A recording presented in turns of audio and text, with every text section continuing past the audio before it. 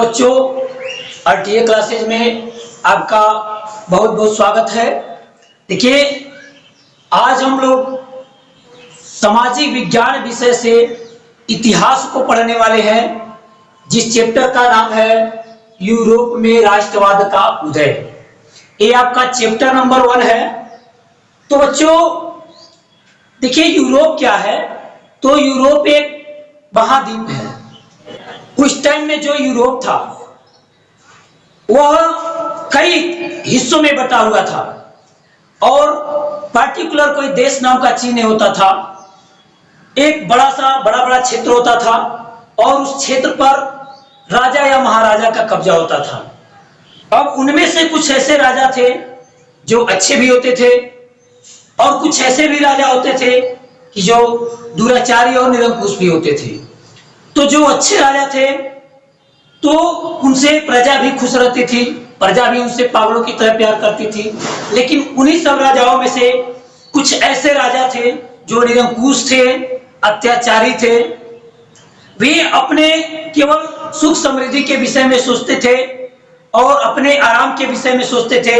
आराम से वो अपने महल में पड़े रहते थे और जब मन में आया एक नया फरमान जारी कर दिए और उस फरमान का प्रभाव, उस फरमान का जो बुरा असर होता था वह लोगों पे पड़ता था। क्योंकि जब मर्जी आया तब एक नया फरमान जारी कर दिए, कभी लगान बढ़ा दिए। तो इस तरीके से निरंकुश राजा से, अत्याचार राजा से जो प्रजा थी वह त्रस्त थी। अब त्रस्त होकर के अब उस राजा से, यानी ऐसे राजा से अब ये लोग मुक्त होना चाहते थे। अब हो तो कैसे हो, कोई एक इंसान तो कर नहीं सकता। तो अब इसके लिए लोग इकट्ठा होने लगे। तो जब लोग इकट्ठा होने लगे तो जब व्यक्ति या व्यक्तियों का समूह इकट्ठा होने लगे और इकट्ठा हो करके अपने देश के विषय में सोचने लगे, अपने देश के भलाई के बारे में सोचने लगे, तो इसी भावना को कहते हैं राष्ट्रवाद। क्या कहते हैं? राष्ट्रवाद।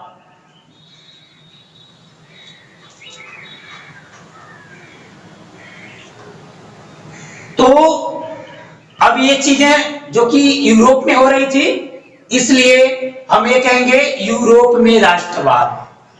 तो देखिए, राष्ट्रवाद आप लोगों ने समझ लिया।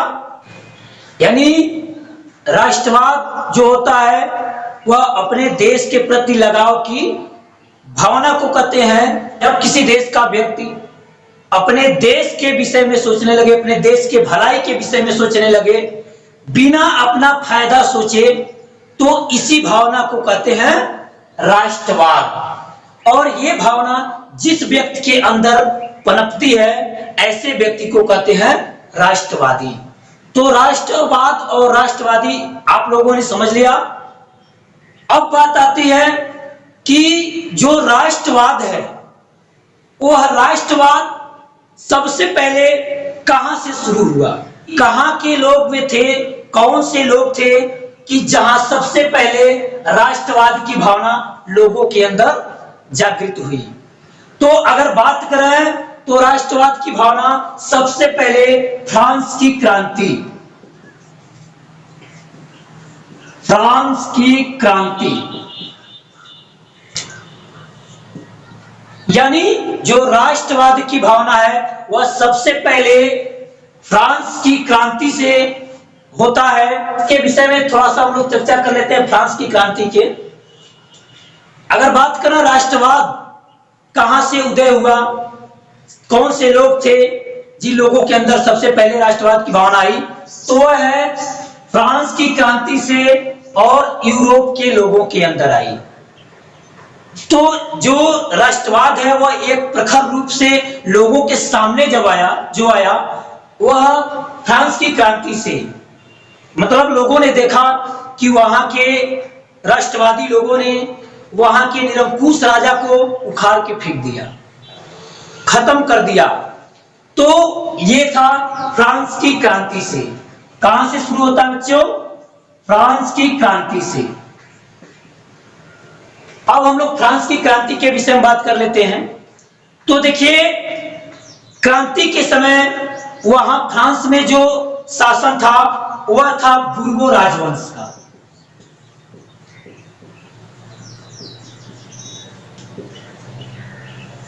बुर्बो राजवंश का शासन था। ये राजवंश क्या होता है बच्चों? तो देखिए, जब कोई नया राजा बनता है तो वह अपने खानदान, अपने वंश से एक नाम चलाता है। उसी प्रकार से यहाँ पे जो राजा शासन किया फ्रांस में क्रांति के समय वह था बुर्बो राजवंश का। उसी प्रकार से वह भी अपने राजवंश का एक नाम दिया था, बुर्बो राजवंश। क्योंकि आप इसके पहले 7-8 में पढ़ चुके हैं, सैयद वंश, लोदी वंश, ये सभी पढ़ चुके हैं। जैसे बाबर जब आया तो दिल्ली पर सल्तनत कायम किया, तो सल्तनत काल वहीं से शुरू होता है। उसी प्रकार से जो यहाँ पे राजा आया तो वह अपने राजवंश का एक नाम दिया, बुर्बो राजवंश। ये बुर्बो राजवंश था। और ये बुर्बो राजवंश का कौन सा राजा था? तो उसका नाम था लुई सुलामा। लुई सुलामा का शासन था। देखिए बच्चों, ये प्रश्न में आता है कि क्रांति के समय फ्रांस का राजा कौन था? तो आंसर आपका क्या होगा? लुई सुलामा। ये परीक्षा में कई बार पूछा जा चुका है कि क्रांति के समय फ्रांस का राजा कौन था? तो लुई सुलामा था। अब हम लोग लुई सुलामा के विषय में बात कर लेते हैं। तो देखिए, लुई सुलामा भी उसी राजा में से एक था जो निरंकुश और अत्याचारी राजा थे। अब जो ये लुई सुलामा का शासन था, अब इसके अत्याचार से, इसके निरंकुश से लोग छुटकारा पाना चाहते थे। जब छुटकारा पाना चाहते थे तो अब वे सभी लोग एकजुट होने लगे, क्योंकि कोई अकेला एक व्यक्ति तो कर नहीं सकता इस काम को। तो लोग एकजुट होने लगे और एकजुट होकर के और इस लुई सुलामा को फ्रांस से हटा दिया, फ्रांस के शासन को खत्म कर दिया। यानी फ्रांस में लुई सुलामा के शासन को खत्म कर दिया, लुई सुलामा को उखाड़ कर फेंक दिया, अर्थात लुई सुलामा को फांसी दे दी गई, फांसी दे दिया गया। तो ये 1792 में, 1792 ईस्वी में लुई सुलामा को फांसी दे दिया गया।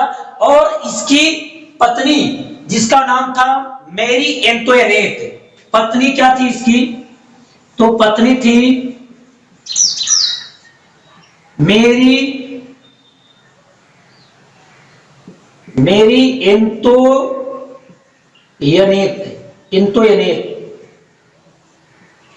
कुछ समय के बाद इसको भी फांसी का सजा दे दिया गया, फांसी दे दिया गया इसको भी। अब यहां पे क्या हुआ? इस तरीके से जो फ्रांस का तानाशाही शासन था, तानाशाही शासन, वो क्या हो गया? समाप्त हो गया। क्या हो गया? तो समाप्त हो गया। लुई सुलामा और उसकी पत्नी मैरी एंटोनेट को फांसी दे दिया गया। इस प्रकार से फ्रांस से जो तानाशाही शासन था वो समाप्त हो गया। अब देखिए, जैसा कि हम आपको बताए हैं कि फ्रांस के लोगों ने राजा को उखाड़ फेंक दिया, यानी उसके शासन को खत्म कर दिया। तो अब उसके शासन को खत्म कर दिया, अभी हम आपको बताए हैं। तो अब ऐसा तो था नहीं कि वैसे राजा को कह दिए और राजा भग गया। उसके लिए लोगों ने लड़ाइयां लड़ी, कुर्बानियां दी, संघर्ष किए, तब जाकर के जो तानाशाही शासन था वो समाप्त हुआ। तो जो क्रांति जिस समय हो रही थी उस टाइम में कुछ कार्य लोगों ने किया। तो अब उस कार्य को हम लोग देख लेते हैं, क्रांति के समय किए गए कार्य को। तो यहां पे हम लोग देखेंगे क्रांति के समय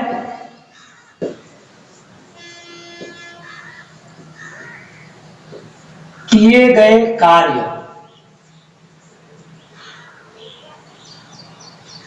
अब हम लोग देखेंगे क्रांति के समय किए गए कार्य को, यानी जब लोगों ने क्रांति शुरू किया था और तानाशाही शासन समाप्त किया, तो उस क्रांति के दौरान कौन कौन से कार्य किए गए। तो अब देखिए, ऐसा कोई, जैसा कि हम आपको बताया है कि ये सभी काम जो राजा को भगाने का काम है, राजा को फांसी देने का काम है और तानाशाही शासन समाप्त करने का काम है, ये कोई एक इंसान तो कर नहीं सकता। तो इसके लिए लोग इकट्ठा होने लगे और इकट्ठा होकर के तानाशाही शासन को समाप्त किए। अब यहाँ जो आपका है क्रांति के समय किए गए कार्य को, तो क्रांति के समय किए गए कार्य में यह था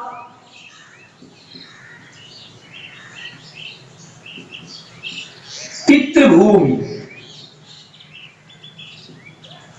देखिए, मतलब कि अब लोगों को एक करना था, तो अब कोई एक मुद्दा चाहिए कि भाई जिससे लोगों को लगे कि हाँ ये भाई मेरा भी समस्या है, इससे मेरा भी नुकसान है, जिससे कि लोग इकट्ठा हो, क्योंकि अकेला कोई व्यक्ति इतना सारा काम तो कर नहीं सकता राजा को भगाने का। तो इसके लिए लोगों को एक होना था। अब एक कैसे होंगे, तो इसके लिए कोई एक मुद्दा होना चाहिए जिससे सभी लोग क्या हो जाएं, इकट्ठा हो जाएं और एक होकर के अपने देश के भलाई के विषय में सोचने लगे। तो अब लोग इकट्ठा होंगे कैसे, तो उसके लिए एक मुद्दा चाहिए। अब ऐसे में जो कुछ बुद्धिजीवी लोग और शिक्षित लोग थे, समझदार लोग थे, उन लोगों ने ये सोचा और ये कहा पितृभूमि का, यानी एक तरह से कह सकते हैं लोगों ने, यानी जो बुद्धिजीवी लोग थे वो नारा दिए। कैसा नारा दिए? पितृभूमि का। पितृभूमि, जब लोगों ने ऐसा कहा, मतलब जो समझदार और बुद्धिजीवी लोग थे जो ऐसा पितृभूमि का नारा दिए, तब फ्रांस के लोगों को लगा कि हाँ ये तो भाई सच में भी मेरा पितृभूमि है, मेरा भी इस पे अधिकार होना चाहिए। तो इस प्रकार से लोग इकट्ठा होने लगे धीरे धीरे कि भाई हाँ फ्रांस भी मेरा पितृभूमि है, मैं भी यहाँ का नागरिक हूं, मेरा भी यहाँ नुकसान है। तो इस प्रकार से लोग इकट्ठा होने लगे। उसके बाद से नागरिक, जो आपको बताया अभी, नागरिक यानी ये कहा गया कि फ्रांस हमारी पितृभूमि है और हम यहाँ के नागरिक हैं। क्या है? हम यहाँ के नागरिक हैं। जब ऐसा बुद्धिजीवियों के द्वारा, समझदारों के द्वारा, शिक्षितों के द्वारा ऐसा नारा दिया गया पितृभूमि और नागरिक का, तो लोगों को लगा कि हाँ भाई मेरी भी ये पितृभूमि है, मैं भी यहाँ का नागरिक हूं। और इस प्रकार से इस मुद्दे को लेकर के, पितृभूमि और नागरिक वाले मुद्दे को लेकर के लोग इकट्ठा होने लगे अपने देश, और इकट्ठा होकर के अपने देश के विषय में सोचने लगे। उसके बाद से देखिए क्या किया गया, तो सामूहिक एकता, सामूहिक एकता की भावना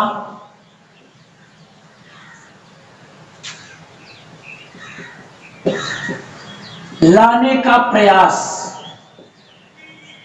अब देखिए, अब ये चीजें जो आपको हम बताया है कि बुद्धिजीवियों ने एक मुद्दा उठाया पितृभूमि और नागरिक का, अर्थात इसको नारा कह सकते हैं कि पितृभूमि और नागरिक का नारा दिया गया बुद्धिजीवियों के द्वारा। अब ये क्यों दिया गया, तो सामूहिक एकता की भावना लाने का प्रयास, यानी सामूहिक एकता की भावना लाने, लोगों के अंदर सामूहिक एकता नहीं था, तो सामूहिक एकता लाने के लिए प्रयास किया जा रहा था। और सामूहिक एकता होगा कैसे, आएगा कैसे लोगों के अंदर, तो उसके लिए ये नारा दिया गया कि पितृभूमि और नागरिक का, कि हम यहाँ के, हमारी यहाँ ये फ्रांस हमारी पितृभूमि है और हम यहाँ के नागरिक हैं। उसके बाद से अगला काम किया गया समान झंडा।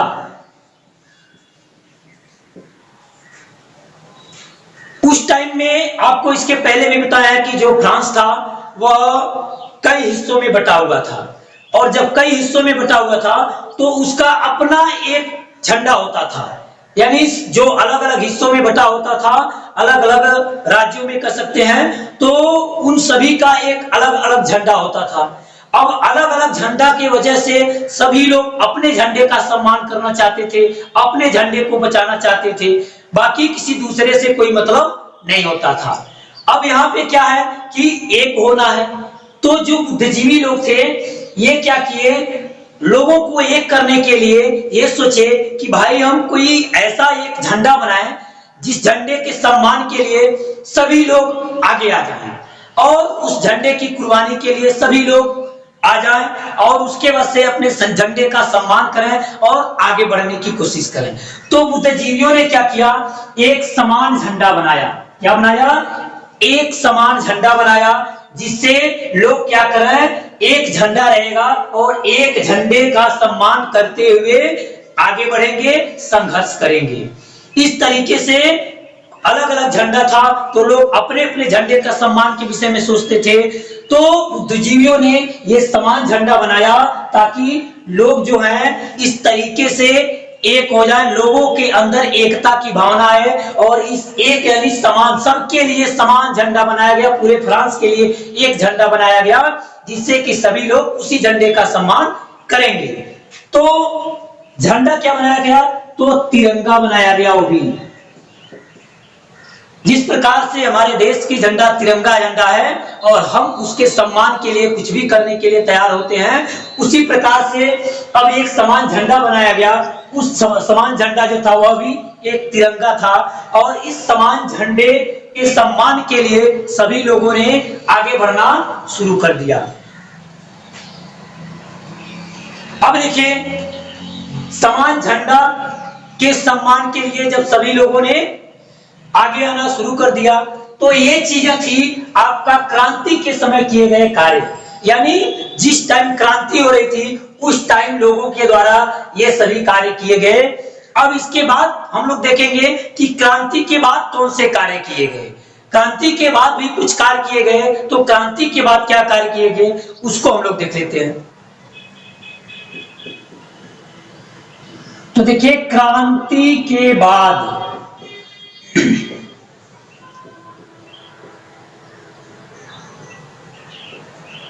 किए गए कार्य। अब देखिए, क्रांति के बाद कौन से कार्य किए गए। तो देखिए, पहला काम जो लोगों के द्वारा किया गया, यानी यहां पे क्रांति के बाद जब क्रांति खत्म हुआ तो क्रांति के बाद क्या कार्य किया गया। तो क्रांति के बाद नया संविधान,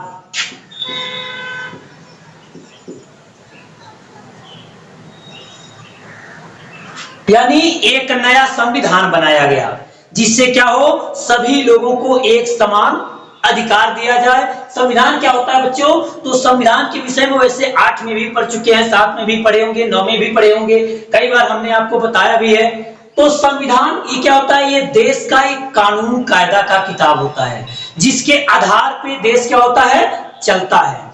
तो लोगों ने क्या किया, यानी एक नया संविधान बनाए, जिससे कि सभी लोगों को एक समान अधिकार मिल सके। क्या हो सके? समान अधिकार मिल सके, यानी समान अधिकार।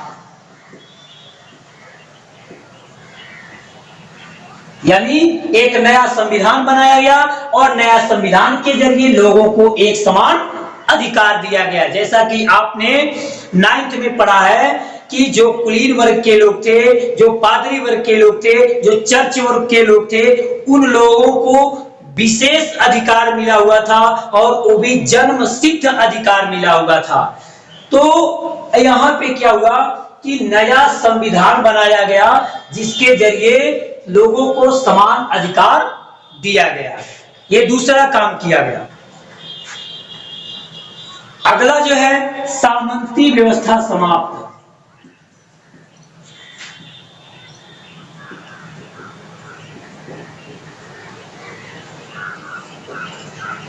सामंती व्यवस्था क्या होता है बच्चों?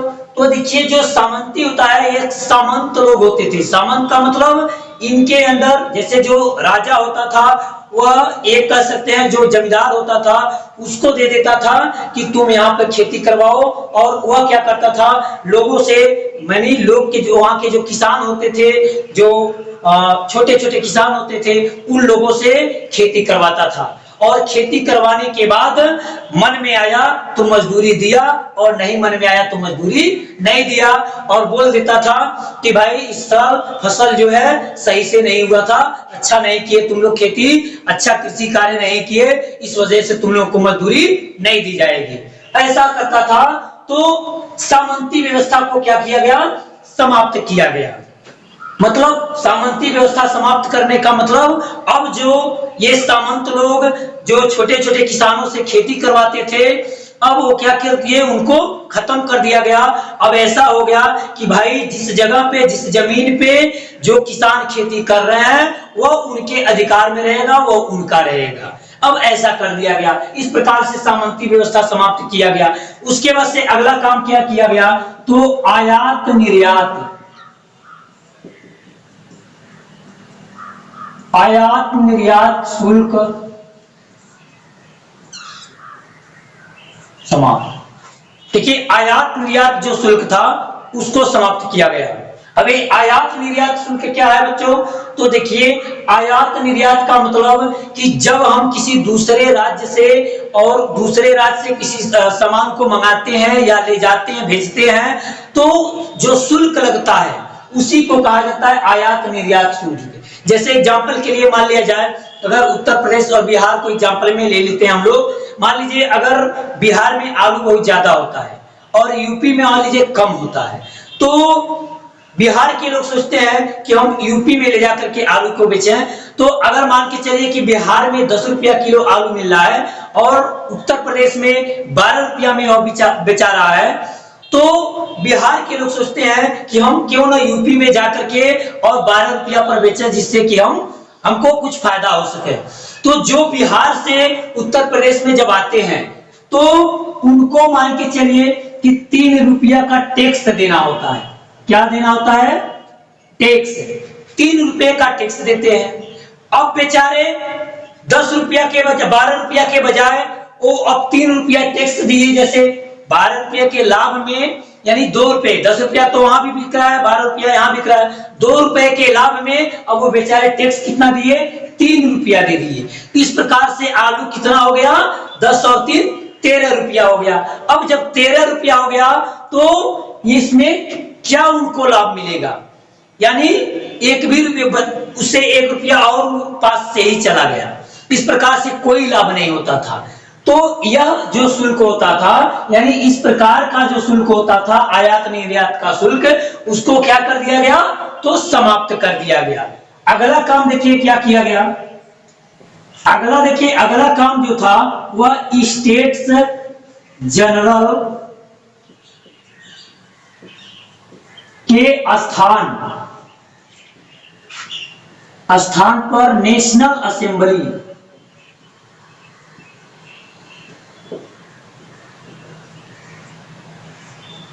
देखिए अगला काम क्या किया गया, तो स्टेट्स जनरल के स्थान पर नेशनल असेंबली का गठन किया गया। अब देखिए ये स्टेट जनरल क्या होता है, तो उस टाइम यानी जिस समय राजतंत्र था उस टाइम एक ये फ्रांस का संसद का नाम था, जिससे मतलब अब ऐसा नहीं था कि भाई राजा था तो उसकी कोई कुछ नहीं होगा। राजा जो होता था उस टाइम उसके भी कुछ मंत्री होते थे जिसको वह अधिकारों को बांट दिया था, तो वह जिसमें बैठ करके अपने मंत्रियों से विचार विमर्श उस टाइम करता था, उसी को कहा जाता है स्टेट्स जनरल। अब इसके स्थान पे क्या किया गया, क्रांति के बाद इसको हटा करके और इसके जगह पे नेशनल असेंबली का गठन किया गया। यानी ये लोगों के द्वारा असेंबली का गठन किया गया, जिसमें जो लोग हैं वे सभी लोग बैठ करके अपना विचार विमर्श यानी कर सकते हैं देश के लिए, देश के हित के लिए, देश की भलाई के लिए। अगला देखिए अगला काम क्या किया गया, तो नाप तौल की एक नई समान पद्धति। देखिए अगला काम क्या किया गया, तो अगला है नाप तौल की एक नई समान इकाई पद्धति लागू किया गया। ये क्या है, इसका मतलब क्या है बच्चों, तो देखिए उस टाइम में क्या था कि हर जगह पे अलग अलग जगहों पे अलग अलग नाप तौल की इकाई होती थी। जैसे कि अगर आप देखते हैं अपने भारत में अगर 1 केजी का किलो है, तो अगर केजी चलता है तो वो पूरे ऑल इंडिया में केजी चलेगा। लेकिन वहां पे क्या था, कहीं पे केजी चलता था तो कहीं पे बटखरा चलता था। तो उसके जगह पे क्या किया गया, एक नाप तोल की एक नई इकाई पद्धति किया गया, जो कि पूरे फ्रांस में एक ही रहेगा। अगर केजी है तो केजी एक ही रहेगा। अब ऐसा नहीं है जैसे अपने भारत में अगर मान लीजिए अगर एक केजी किलो है, वही किलो जो है कहीं पे एक किलो का है और माना जाए, और कहीं पे 2 किलो के बराबर 1 किलो माना जाए, तो ऐसा होगा तो बताइए क्या कर सकते हैं लोग? ऐसा संभव है? तो ऐसा नहीं है। लेकिन वहां पे इस तरीके से था। तो जब क्रांति हुआ तो क्रांति के बाद क्या किया गया, इस नाप तौल की इकाई को, यानी जो पहले नाप तौल की इकाई चलती थी अलग अलग जगहों पे अलग अलग प्रकार से, अब उस नाप तौल की इकाई को क्या कर दिया गया, एक समान कर दिया गया। और ये नई पद्धति लागू किया गया कि भाई ये जो नाप तौल की नई पद्धति है ये सभी के लिए क्या होगा, सभी जगहों के लिए, सभी के लिए एक समान होगा। अगला काम किया गया फ्रेंच को राष्ट्रभाषा, फ्रेंच को राष्ट्रभाषा घोषित किया गया। यानी जो फ्रेंच है उस टाइम में फ्रेंच भाषा जो बोली जाती थी, उस फ्रेंच भाषा को राष्ट्रभाषा का दर्जा दिया गया कि भाई जो फ्रेंच रहेगा वो सभी के लिए एक राष्ट्रभाषा रहेगी। अगला काम किया गया एक समान कर, यानी एक समान कर, यानी जो अलग अलग लोगों के लिए अलग अलग टैक्स लगता था, अब वो क्या किया गया, सभी लोगों के लिए एक समान कर दिया गया कि जो टैक्स होगा वो सभी लोग क्या करेंगे, एक समान देंगे, सभी लोगों के लिए एक समान कर रहेगा।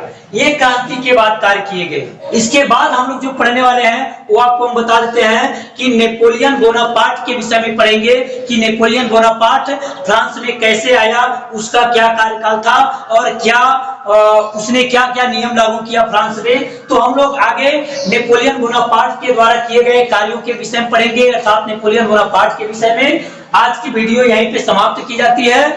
हमारे आरटीए क्लासेज में बने रहिए और अगर चैनल पे नए हो तो चैनल को जरूर सब्सक्राइब कर लीजिएगा, ताकि जब भी हमारे चैनल के माध्यम से कोई नई वीडियो अपलोड की जाए तो उसकी नोटिफिकेशन सबसे पहले आपको मिले। इसलिए जरूर सब्सक्राइब कीजिएगा और बेल आइकन को जरूर प्रेस कीजिएगा और उस पर ऑल क्लिक कर दीजिएगा, ताकि हमारी सभी वीडियो जो है वह आपको मिलती रहे। इसलिए अब अगली वीडियो में हम मिलेंगे, तब तक के लिए धन्यवाद।